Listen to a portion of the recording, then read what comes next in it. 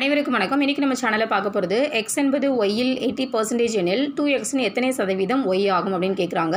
So X என்பது ஒய்யில் 80%, அப்போ Y வந்து 100ன்னு எடுத்துக்கிறோம், எக்ஸ் வந்து அதில் 80%, ஸோ 80. அப்போ 2xன்னு எத்தனை சதவீதம்னு கேட்குறதுனால 2x இஸ் ஈக்குவல் டு 160. ஏன் 160? எக்ஸ் வந்து 80னா 2xங்கிறது என்ன போடுவோம், 80 × 2. ஸோ ரெண்டையும் மல்டிப்ளை பண்ணால் நமக்கு 160 கிடைக்கும்.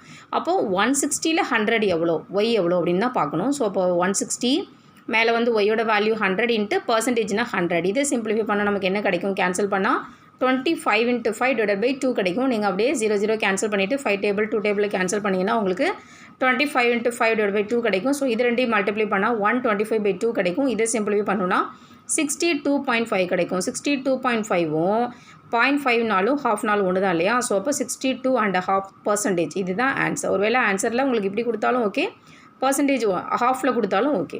தேங்க்யூ.